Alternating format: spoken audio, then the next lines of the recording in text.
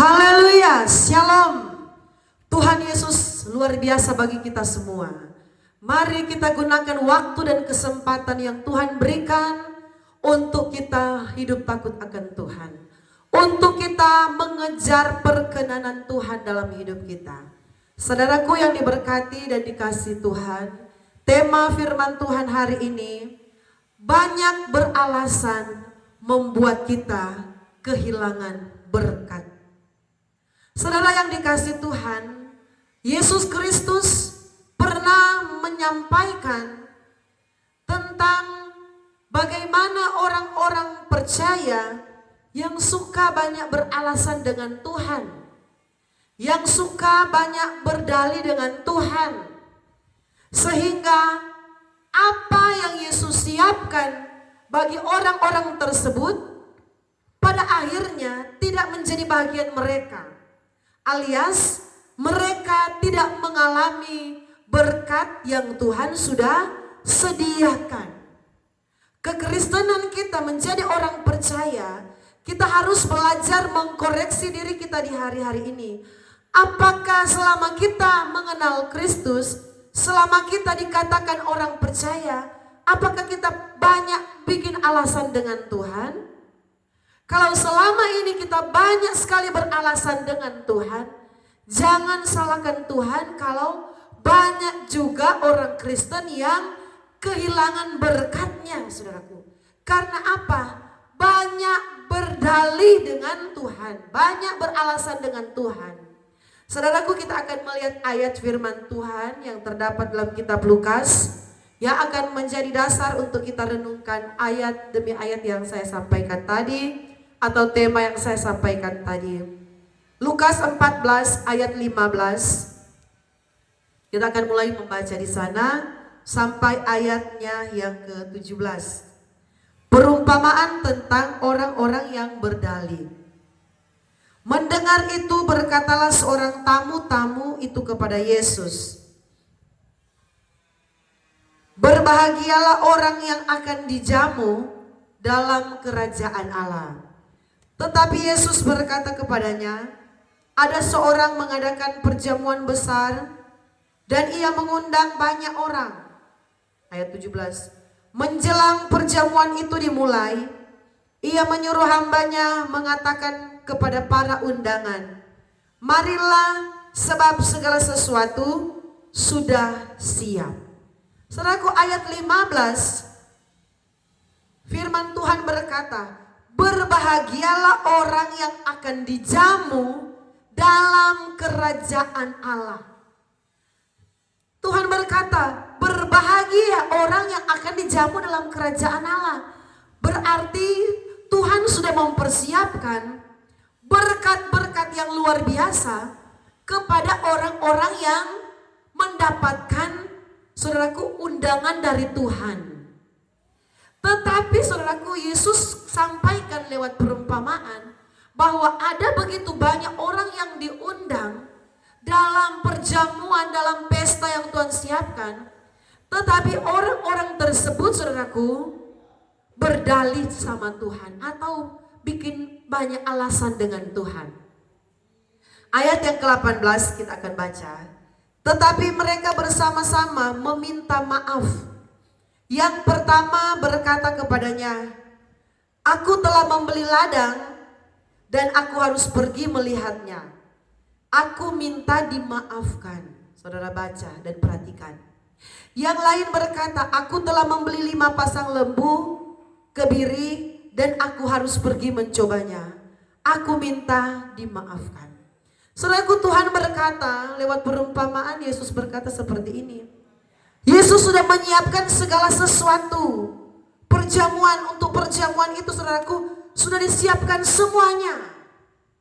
Itu berbicara Tuhan sudah mempersiapkan berkat. Tetapi ketika Yesus menyuruh kepada hamba-hambanya, undang orang-orang untuk datang di perjamuan yang sudah disiapkan oleh Tuhan, di acara yang besar yang disiapkan oleh Yesus Kristus. Tetapi banyak orang, saudaraku, meminta maaf karena mereka mulai beralasan dengan Tuhan. Mereka berkata, "Aku minta maaf, Aku baru membeli ladang dan aku harus pergi melihatnya. Saudaraku, ini berbicara apa? Berbicara orang yang terlalu sibuk dengan pekerjaannya. Ada seorang pendeta bertanya kepada jemaatnya, "Bapak, kenapa hari Minggu tidak beribadah?" "Aduh, soalnya sibuk sekali. Saya ada kasih selesai, saya punya pekerjaan di rumah. Ada kerja ini, ada bikin ini, ada buat ini. Sampai saya tidak ibadah hari Minggu. Minta maaf ya Pak Pendeta." Saudaraku, ini tidak beda jauh dengan perumpamaan yang Tuhan Yesus katakan kepada murid-muridnya. Orang meminta maaf, saudaraku. Minta maaf, saya tidak bisa datang. Saya baru membeli ladang, saya harus melihatnya. Ini berbicara orang yang terlalu sibuk dengan ladangnya. Ladangnya itu apa? Dengan pekerjaannya. Banyak orang Kristen gagal menerima berkat Tuhan karena dia terlalu sibuk dengan pekerjaannya. Tanpa dia sadari, dia sudah meninggalkan Tuhan. Dia tidak beribadah, tidak mencari Tuhan. Firman berkata, saudaraku, carilah dahulu kerajaan Allah dan kebenarannya, maka semuanya itu yang dicari oleh bangsa-bangsa itu akan ditambahkan kepadamu, saudaraku. Tetapi Tuhan contohkan kepada kita saat ini, banyak orang Tuhan sudah siapkan berkat dalam ibadah. Di dalam ibadah itu banyak sekali berkat Tuhan yang Allah siapkan. Tetapi ketika saudaraku seruan untuk beribadah, mari jemaat-jemaat Tuhan, mari kita beribadah. Mari kita memuliakan Tuhan. Mari kita mencari Tuhan. Mari kita mengasihi Tuhan. Banyak orang terlalu sibuk dengan ladangnya, yaitu sibuk dengan pekerjaannya. Saudaraku, orang yang banyak beralasan dengan Tuhan, dia akan kehilangan berkat yang Tuhan siapkan. Karena apa? Dia berpikir bahwa dengan dia kerja lembur, dengan dia susah payah, banting tulang, dompetnya akan menjadi tebal.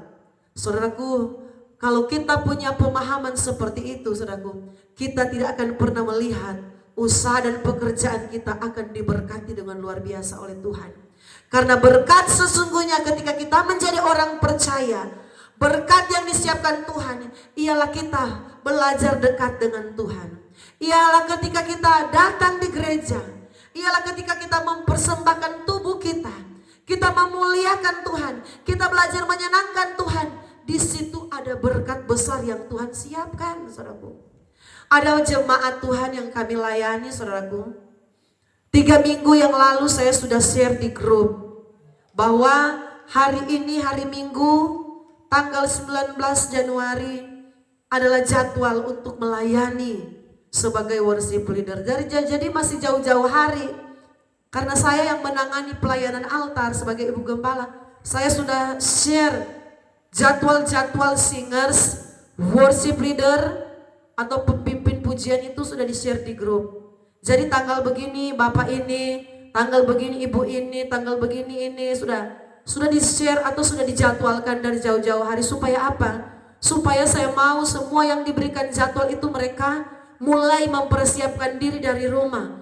Di rumah mereka ada doa karena mereka sudah tahu jadwal. Setidaknya mereka sudah mempersiapkan lagu-lagu terbaik apa yang mau dinyanyikan untuk Tuhan. Saudaraku, ini contoh orang yang banyak beralasan dengan Tuhan. Hati-hati, saya katakan dia akan kehilangan berkat Tuhan yang besar. Orang yang banyak beralasan itu sama arti orang yang tidak menghormati Tuhan. Tiba-tiba saudaraku sudah harinya saya buka WA dan dia inbox, saudaraku, Ibu Gembala minta maaf, hari ini saya tidak bisa memimpin puji-pujian. Saya ada masalah, ada beban. Saudaraku, saya berkata dalam hati ini, orang ini memang tidak tahu menghormati Tuhan. Saya sudah umumkan jauh-jauh hari. Dia cancel jadwalnya, saudaraku, di hari Minggu, hari di mana sudah harinya untuk melayani, saudaraku. Sudah saatnya untuk melayani, tinggal tunggu hitung jam. Sedikit lagi sudah mau jam 10 ibadah, itu sudah jadwalnya akan melayani. Tetapi saya bilang dengan gampang sekali dia berkata, minta maaf saya tidak bisa menjadi pemimpin pujian di hari ini. Sudah harinya. Saya bilang orang yang tidak menghormati jadwal dari Tuhan, tidak menghormati kepercayaan dari Tuhan, Satu saat Tuhan akan ambil talenta yang Tuhan berikan kepadanya. Tuhan bisa pindahkan kepada orang lain yang menghormati tugas dan kepercayaan, yang menghormati Tuhan, saudaraku. Saya bilang pantesan tidak diberkati hidupnya. Karena apa, saudaraku? Menganggap enteng kepercayaan dari Tuhan. Kesempatan untuk melayani Tuhan itu tidak selalu datang. Saya bilang kami, saudaraku, sebagai gembala, kami ndak pusing sebenarnya. Kalau ada jemaat yang menolak pelayanan, kami ndak terlalu pusingkan. Karena apa? Kalau ada yang tidak siap, anak kami yang tua yang namanya Salomo, yang sudah sekolah Alkitab, dia selalu siap walaupun suaranya tidak terlalu indah, tidak terlalu bagus seperti dengan worship leader yang lain. Tetapi kalau ada worship leader yang pamalawang, saudaraku, worship leader yang suka bikin diri di pelayanan, yang enak-enak saja menolak pelayanan, segampangnya tidak menghormati jadwal, anak kami ini kami sudah latih, harus siap menjadi reserve, melayani Tuhan dengan sukacita, walaupun dadakan ditunjuk secara bukan terjadwal, tapi harus melayani dengan sungguh-sungguh. Saudaraku, saya bilang orang seperti ini bukan hanya beralasan, aduh saya banyak masalah. Kalau kita banyak beralasan dengan Tuhan, kita akan kehilangan berkat Tuhan yang besar. Saudaraku, kalau sudah perhatikan ayat 15, mendengar itu berkatalah seorang tamu itu kepada Yesus, berbahagialah orang yang akan dijamu dalam kerajaan Allah. Saudaraku, ini saudaraku berbicara tentang kerajaan Allah. Jadi kalau saudaraku kita tidak menghargai Tuhan, Tuhan tidak akan berikan kerajaan surganya yang indah, yang luar biasa, yang penuh dengan kebahagiaan kepada orang-orang yang banyak bikin alasan, saudaraku. Kerajaan surga tidak cocok untuk orang yang suka bikin alasan dengan Tuhan, saudaraku. Kerajaan surga yang penuh dengan kemuliaan yang Tuhan siapkan tidak cocok untuk orang yang suka menolak pelayanan, saudaraku. Yang menganggap enteng jadwal yang Tuhan berikan. Tidak cocok, saudaraku, masuk surga. Lebih cocoknya masuk neraka, saudaraku. Karena apa? Tidak menghormati Tuhan. Menganggap enteng, saudaraku, kesempatan yang Tuhan berikan. Saya dalam hati saya sedih sebagai koordinator pelayan altar. Saya sangat sedih ketika ada jemaat yang dengan seenaknya menolak jadwal. Kalau mungkin dia ingatkan, mungkin kemarin masih hari Sabtu, hari Jumat, ya tidak masalah. Tetapi ini sudah hari Minggu, kamu anggap itu pelayanan worship leader itu adalah pelayanan yang asal-asal saja. Itu pelayanan kita sementara terhubung dengan Tuhan, pelayanan yang memuliakan Tuhan. Saudaraku, di hari-hari ini jangan banyak bikin alasan dengan Tuhan. Kalau kita mau melihat kerajaan Allah, berkat-berkat Allah terjadi atas hidup kita, jangan beralasan dengan Tuhan. Saudaraku, orang ini dia berkata, maaf saya tidak bisa datang, saya baru membeli ladang. Saudaraku, ini berbicara tentang usaha, pekerjaan, ladang. Saya baru berusaha, saya baru ini mengerjakan bisnis saya. Maaf saya tidak bisa beribadah. Saudaraku, kami juga mengalami dalam pelayanan. Di WA grup jemaat saya sudah sebelum hari Minggu, masih hari Selasa saya sudah info di grup. Hari Minggu ibadah raya jam begini, saudaraku. Jadwal jemputan daerah sini. Yang mau dijemput info di gembala. Komen di grup kalau mau dijemput, karena banyak jemaat yang tidak punya kendaraan yang membutuhkan jemputan. Jadi saya bilang, nanti dijemput, info saja. Mana yang mau beribadah, info, nanti dijemput. Dan saudaraku, apa yang terjadi? Minggu ini saya lihat tidak ada yang berkomentar, saudaraku, untuk dijemput. Minggu depan lagi saya info lagi. Kalau ada yang mau ini, info saja yang mau dijemput. Saya cek di pemberitahuan di WA group, mereka sudah baca informasinya. Jadi orang, ada jemaat satu ini yang tidak punya kendaraan, mereka cuma punya motor, tetapi mereka kalau beribadah maunya dijemput dengan mobil, saudaraku. Saya lihat tidak mau info-info juga mau beribadah. Jadi aliasnya tidak mau ibadah. Ini luar biasa, saudaraku. Gereja sudah siapkan jemputan. Gereja sudah siapkan pelayanan supaya jemaat itu dipermudah, supaya jemaat itu dikasih gampang. Mau ibadah, mau cari Tuhan, tidak usah susah-susah, saudaraku. Gereja siapkan kendaraan, pergi jemput sampai depan rumah, antar pulang sampai depan rumah, tidak mau ibadah, saudaraku. Dan apa yang terjadi, saudaraku? Tidak ada respon, Tidak ada yang mau berkata, oh nanti saya mau ibadah minggu depan atau apalah saudaraku. Dan apa yang terjadi ini cara Tuhan. Tunggu sedikit saudaraku, HP kami berbunyi. HP berbunyi. Halo Pak Gembala, Ibu Gembala, tolong bantu dalam doa. Anak saya lagi dalam keadaan sakit di rumah sakit. Saya bilang itulah. Kalau Tuhan tidak mau tegur saudaraku, Tuhan tidak luaskan sakit datang dalam kehidupan orang percaya, mereka tidak mau cari Tuhan, tidak mau ingat pendeta saudaraku. Saya bilang luar biasa sekali kami dalam pelayanan. Walaupun kami harus siapkan bensin, anak kami jadi sopir, saya jadi sopir jemputan, kami berikan kelonggaran, kami berikan kemudahan supaya jemaat itu mencari Tuhan. Tetapi saudaraku disia-siakan saudaraku. Kesempatan yang Tuhan berikan disia-siakan, tidak mau ibadah. Saya bilang ya, ibadah itu tidak boleh dipaksa. Gembala pendeta tidak bisa memaksa jemaat untuk beribadah. Itu kesadaran dari hati nurani karena kita mau berbakti sama Tuhan, bukan berbakti sama kami pendeta. Tetapi jemaat beribadah kita sementara berbakti sama Tuhan, saudaraku. Jadi apa yang terjadi? 1 minggu tidak ibadah, 2 minggu tidak ibadah, 3 minggu tidak ibadah. Tunggu sedikit, HP berbunyi di HP kami. Tolong berbantu dalam doa, anak saya lagi sakit. Saudaraku, inilah orang Kristen yang suka banyak beralasan dengan Tuhan. Kalau sehat tidak mau cari Tuhan, saudaraku. Kalau dalam keadaan senang, saudaraku, tidak mau mencari Tuhan, memuliakan Tuhan. Nanti sudah sakit, nanti sudah di rumah sakit, baru mau perlu Tuhan. Saya bilang ya syukur masih ingat Tuhan. Syukur masih ingat pendeta untuk berdoa saudaraku. Tetapi inilah saudaraku bagaimana Tuhan mau memberkati kita. Bagaimana Tuhan mau menolong orang-orang Kristen banyak kali bikin banyak alasan dengan Tuhan saudaraku. Mau melayani banyak sekali alasan dengan Tuhan. Mau ibadah, saya bilang ini jemaat ini mau alasan apa lagi?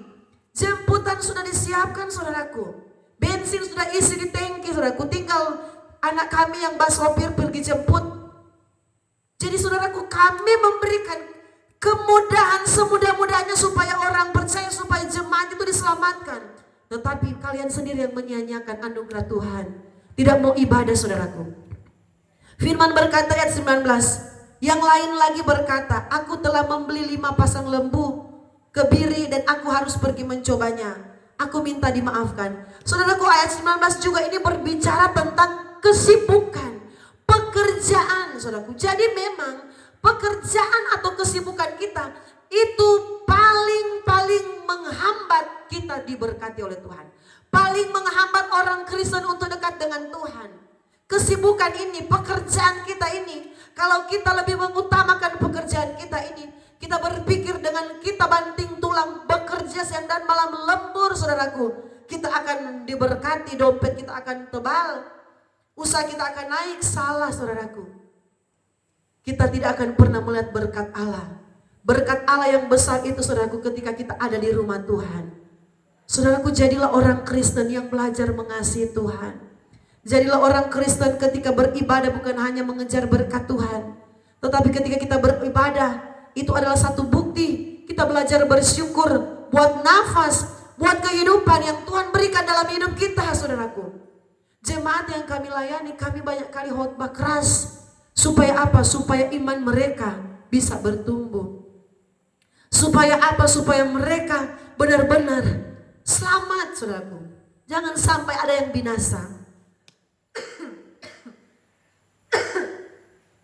Ayat 20. Yang lain lagi berkata, aku baru kawin dan karena itu aku tidak dapat datang. Saudara lihat di sini. Ada begitu banyak sekali alasan yang mereka sampaikan kepada hamba yang disuruh oleh Tuhan untuk undang datang ke perjamuan pesta yang disiapkan saudaraku. Aku baru kawin saudaraku. Jadi banyak sekali alasan saudaraku. Bahkan saudaraku pakai sampai kata bilang minta maaf. Saudaraku, minta maafnya kita Tuhan akan dengar saudaraku. Kalau kita minta maaf karena kesibukan, karena pekerjaan, kita tidak beribadah dan tidak mencari Tuhan, Tuhan akan dengar saudaraku. Orang di sini saudaraku dengan kata-kata yang lembut, minta maaf, saya baru kawin, saya tidak bisa hadir, saya tidak bisa datang saudaraku. Minta maaf, saya baru membeli Apa yang dikatakan di ayat yang ke-19 tadi? Saya baru membeli lembu, saya harus pergi mencobanya. Minta maaf saya tidak datang. Saudaraku, ada begitu banyak orang Kristen kehilangan berkat yang sesungguhnya, kehilangan berkat yang abadi, berkat yang kekal yang disiapkan oleh Tuhan. Karena apa? Terlalu banyak beralasan dengan Tuhan. Mau ibadah, saudaraku, banyak sekali dia punya, saudaraku, embel-embel alasan yang dia sampaikan kepada Tuhan. Ada juga jemaat, saudaraku, yang kami layani. Saya sudah buang di grup. Hari ini ada ibadah ini saudaraku. Tidak ada respon. Minggu depan lagi saya sampaikan. Tunggu sedikit, saudaraku, dia langsung komen di grup. Minta maaf ibu, saya tidak bisa beribadah. Saya dan anak saya sakit. Saya bilang, waktu sehat-sehat minggu lalu tidak mau ibadah. Setelah sudah sakit baru berkomentar minta maaf saya sakit. Saya bilang biar sudah sakit, karena kalau tidak sakit tidak pernah akan memerlukan Tuhan. Biar sudah mereka mengalami sakit, karena kalau sakit setidaknya mereka belajar berseru memanggil nama Yesus. Karena kalau tidak sakit, kapan lagi mereka mau berdoa kepada Tuhan, saudaraku? Saudaraku, di pelayanan kami tidak ada jemaat yang kami persulit untuk beribadah, saudaraku. Tidak ada jemaat yang kami bikin susah. Malahan, saudaraku, gereja kasih gampang mereka untuk beribadah. Tetapi saya perhatikan banyak sekali yang suka bikin alasan dengan Tuhan. Waktu sehat tidak mau berkomentar, siap ibu, gembala jemput. Tetapi waktu sakit langsung berkomentar, saya sakit dan anak sakit. Saya bilang, ya itu kalau Tuhan tidak kasih sakit, kapan kalian akan memanggil Tuhan, nama Tuhan? Kapan mau teringat bahwa hidup ini cuma sementara? Orang Kristen kalau tidak pernah dikasih sakit oleh Tuhan, dia tidak akan menyadari bahwa hidup ini ada Tuhan yang berkuasa, saudaraku. Karena tubuh kita ini bukan robot yang bisa bekerja 1x24 jam dan tidak akan sakit-sakit. Hidup kita ini terbatas, kita ini daging lemah. Sebab itu kita membutuhkan Tuhan. Jangan nanti sudah terkapar dengan sakit, sudah tidak berdaya, saudaraku, baru kita berkata, saya sakit, saya tidak bisa cari Tuhan. Padahal, saudaraku, mungkin cuma sakit kepala. Mungkin cuma sakit flu sedikit, saudaraku.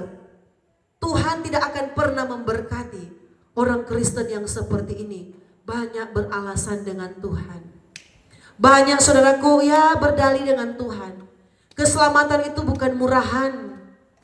Surga yang kekal itu bukan murahan. Jadi kalau cuma sakit flu sedikit, baru tidak mau setia kepada Tuhan, orang seperti itu tidak cocok masuk dalam kerajaan surga, saudaraku. Cuma, saudaraku, masalah sepele, saudaraku, sudah menganggap masalahnya besar sekali. Jadi saya tidak beribadah, ibu, saya ada masalah. Masalah itu, saudaraku, masalah yang dicari-cari sendiri juga, saudaraku. Bukan murni ujian yang Tuhan luaskan, tetapi masalah karena salah sendiri, saudaraku. Saudara yang diberkati oleh Tuhan, kalau kita mau benar-benar merindukan Yerusalem yang baru, kalau kita benar-benar merindukan kerajaan surga yang kekal, berkat yang indah yang Tuhan siapkan, jangan banyak beralasan dengan Tuhan. Tuhan sudah memberikan kita nafas, Tuhan sudah memberikan kita kekuatan, kesehatan, Tuhan sudah menjaga kita, saudaraku. Kalau kita masih banyak berdalih lagi dengan Tuhan, jangan salahkan Tuhan kalau sebenarnya Tuhan sudah mempersiapkan berkat yang besar bagi kita. Tuhan berkata, tidak jadi. Saya tidak jadi kasih berkat ini sama kamu. Kasih saja sama dia. Soalnya dia kalau beribadah, dia tidak neko-neko dengan Tuhan. Beribadah dengan tulus, dengan ikhlas, dengan segenap hati, saudaraku. Orang yang sungguh-sungguh Tuhan tahu. Tetapi kalau mau kasih berkat di kamu, mau ibadah saja, kamu banyak sekali pikir-pikirnya, saudaraku. Pikir mau bawa persembahan, pikir mau datang di gereja nanti, oh kesibukan saya belum selesai di rumah, saya harus tinggalkan kesibukan saya kalau saya mau ibadah. Saudara yang diberkati oleh Tuhan, tanpa kita sadari, kita sudah menyia-nyiakan kesempatan yang Tuhan berikan. Berkat yang Tuhan siapkan, kita sudah sia-siakan, saudaraku. Karena berkat yang sesungguhnya ketika kita mencari dahulu kerajaan Allah. Tuhan yang harus kita dahulukan, yang kita utamakan. Memuliakan Tuhan itu yang harus kita utamakan dalam hidup ini. Menyenangkan Tuhan dulu itu yang harus kita utamakan dalam diri kita ini, dalam hidup kita ini, saudaraku. Bukan kita sibuk banting tulang mati-matian dengan pekerjaan kita, banting tulang mati-matian dengan bisnis kita, saudaraku. Kalau kita tidak menyertakan Tuhan di dalam pekerjaan kita, hari ini mungkin kita berhasil, tetapi besok dan lusa belum tentu apa yang akan terjadi dalam hidup kita. Mari kita mengandalkan Tuhan. Mari jangan bikin alasan dengan Tuhan, supaya Tuhan berkenan memberkati hidup kita, supaya Tuhan berkenan memberkati usaha kita, menolong setiap pergumulan kita, karena Tuhan tahu kita memprioritaskan Tuhan di atas segala-galanya dalam hidup kita. Mari kita berdoa. Terima kasih Tuhan, biarlah hidup kami boleh ada perubahan. Kami yang biasanya banyak berdalih dengan Tuhan, kami yang biasanya banyak beralasan dengan Tuhan, tidak mau mencari Tuhan, tidak mau menghormati Tuhan, biarlah Tuhan kami boleh ada perubahan. Hidup kami berubah, cara hidup kami berubah. Kami menjadi pribadi yang sungguh-sungguh mau mengasihi Tuhan. Kami menjadi orang Kristen yang bertumbuh, yang setia, yang hidup melakukan kehendak Tuhan, supaya berkat-berkat yang Tuhan siapkan itu menjadi bagian kami semua. Berkati semua pemirsa di rumah yang sudah like, sudah subscribe, sudah menonton siaran khotbah ini. Tuhan memberkati dengan luar biasa, terutama berkat rohani mengalir bagi semua pemirsa di rumah. Berkat jasmani juga Tuhan kerjakan bagi kami semua. Dalam nama Tuhan Yesus Kristus. Haleluya. Amin.